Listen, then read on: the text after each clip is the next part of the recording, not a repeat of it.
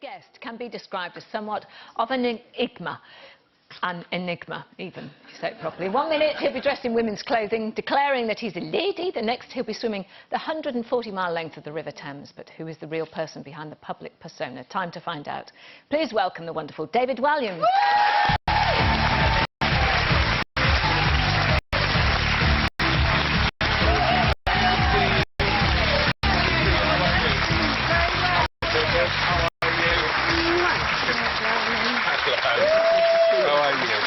What a lovely welcome, thank you. Yeah, you're very welcome. You are very welcome. Thank you very much. It's not your first time, is it, on the show? No, it's not. I'm a veteran. Yeah, no, you came on with Matt before, didn't you? I've come on a couple of times, and I was on a Christmas show, I seem to remember as well. Do you remember that? And a lady sang. A lady sang? A lady sang. Who was that? Do you know the lady? Oh, Jane McDonald! Jane McDonald! She sang. A lady. A very nice lady sang. Now, you've been incredibly busy, well, for the last 10 years, but certainly this year, and your autobiography is now out. Camp David, a fantastic tome, but searingly honest, I would say. Well, I feel like there's no point writing autobiography unless you're really honest. And you were all very honest on this show, and that's why people love it. So I decided that it wasn't going to be a whitewash and just, you know, a skip through my career. I was going to be completely honest about what I thought and felt throughout my life. And also I kept a diary for a big part of my life, so I could really go back and get in touch with what I was thinking and feeling at those times. Did you find it quite, you know, people always say, did you find it quite therapeutic to write it? Did you find it difficult in parts? Because you've been through quite a lot. I did at times, because when you're in the act of writing, you're really remembering in great detail what happened. So I talk a bit about, you know, I had a very close relationship with my granddad, and talk about him the last time I saw him before he died, and I was, you know, crying as I was writing it, because although obviously you remember it, you're not actually painting the picture that you do when you write, and it's a very intimate thing when you write as well. It's just you and the page or the computer screen, and I didn't think too much about that other people would read it. It's like living your life again, isn't it? It's odd, yeah, and of course it's from your point of view, but I really love doing it, and I just thought the time was right, and also I wanted to write it myself, and I wanted to be completely honest. Did you speak to anybody? Sorry, Sherry. Did you speak to anybody sorry, else Sherry, about could you just, it? sorry, could you just, sorry, Yeah, I'll shut up. Did you speak to anyone else about your memories? Because, you know, everybody, I think all of us here have written a similar book, and a lot of people said to me, did you ask your family about anything? And I didn't, because I thought that's not my memory. It's their memory. I did, to just get sort of dates and names of people, because there's things like school teachers that taught you 30 years ago, and trying to get all their names right. It was more a research thing and getting some memories. But it's interesting how, yeah, you're right, people remember things totally differently than the way you do. Yeah. What I was Sherry, going to say, please, thank you. sorry, Sherry, your turn. No, what I was going to say is, you obviously didn't have the best relationship with your father, and when you started to write that down, did that hurt to do that, or did you think, no, actually, I'm going to get through that and write it? And was it different writing it to actually remembering it? It's hard, because my father's passed away, and obviously, you know, you also got to think about protecting, you know, like my mum's feelings, my sister's feelings as well.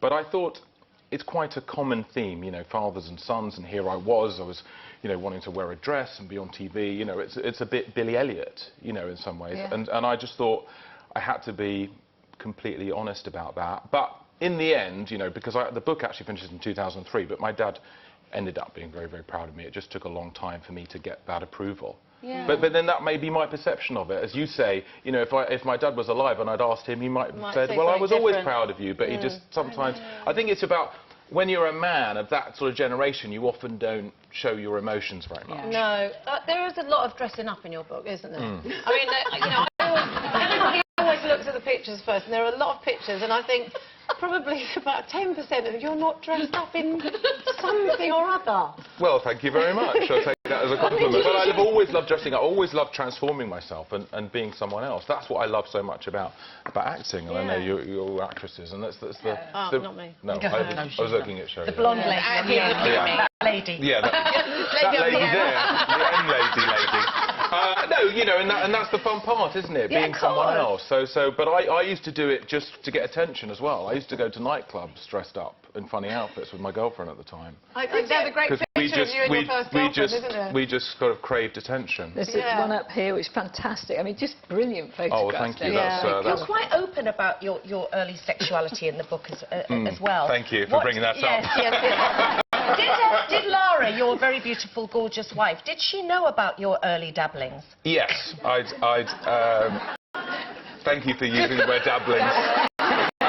Yes, she did. I'd been honest with her, of course, but also there were a lot of things in the book that she didn't know about because you don't, you know, you're just about to marry someone and say, right, OK, now sit down. For the next week, I'm going to tell you the whole story of my life. So there are things that surprise my wife, you know, my sister, my mum, all of that, because no one knows, you know, the whole part of you. The area that I relate to, and I was going to ask how your family received that as well, is having suffered with clinical depression myself for 20 years, I was very interested in that chapter, that continuing chapter.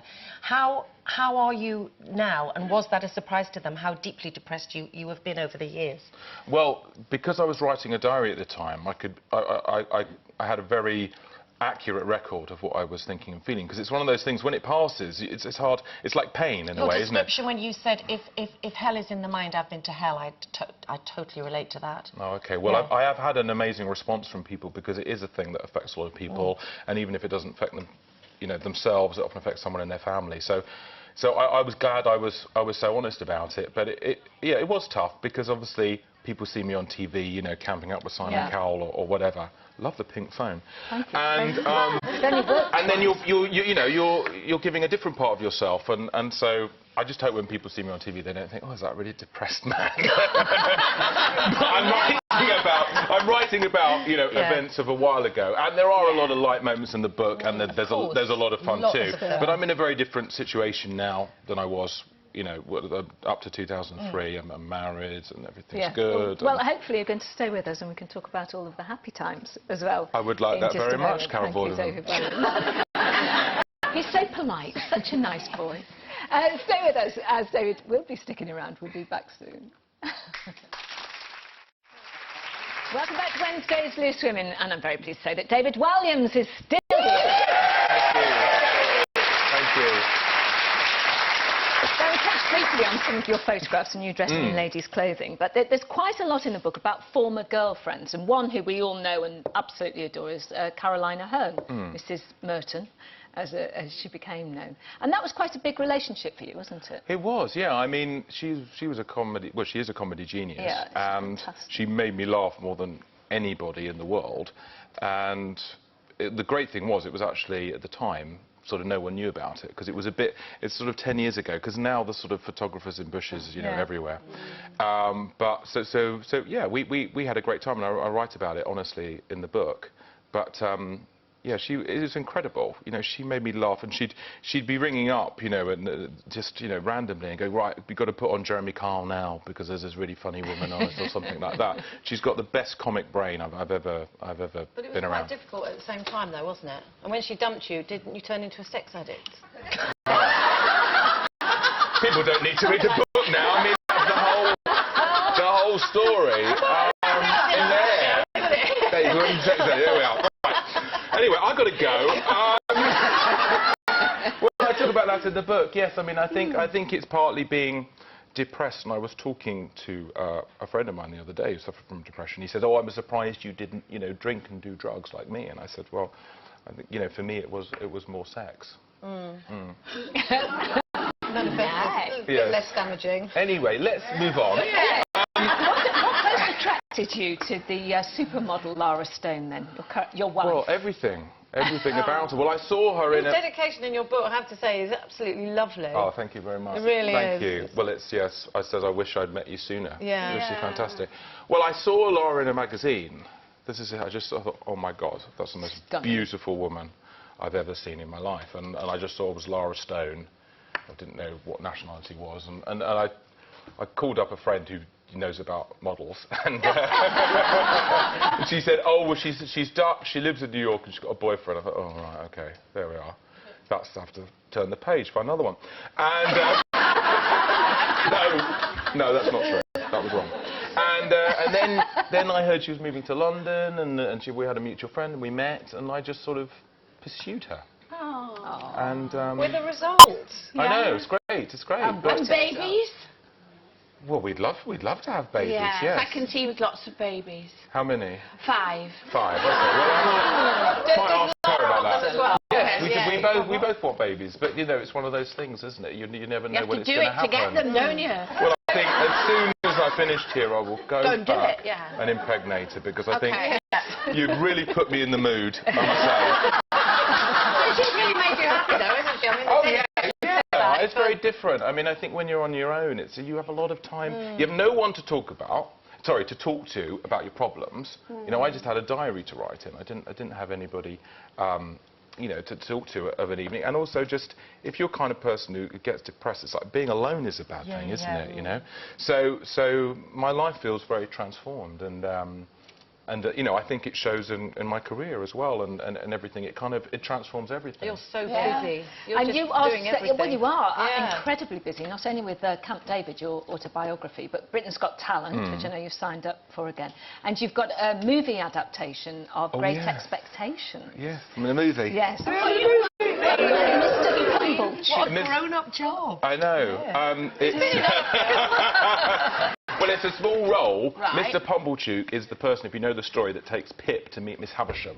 Best thing is, they can't cut me out. Let's have a look. Let's have a look.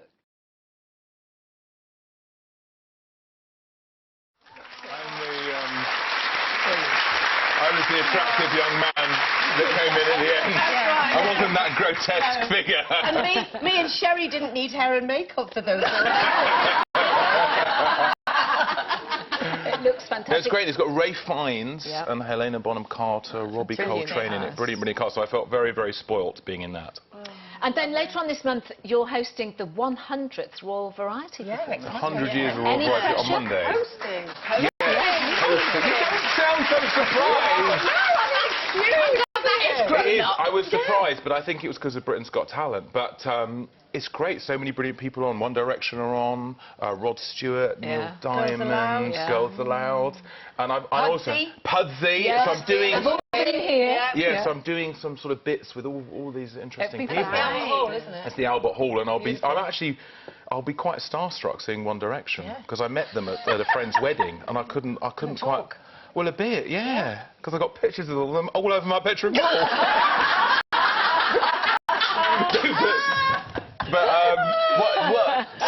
You can show the other book, Carol, don't mind. So we have Camp David, and also this is your children's novel. Oh, really? How old are your kids? My little one's 11. The 23-year-old's just grown out of it, but the 11-year-old 11 loves it. is just right, It's just gangster wonderful. Have you read it? And David, thank you so much for coming in. I'm going to. Thank you. And I love the picture. Oh, thank you. Thank you. Thank you very much. Thank you. Thank you.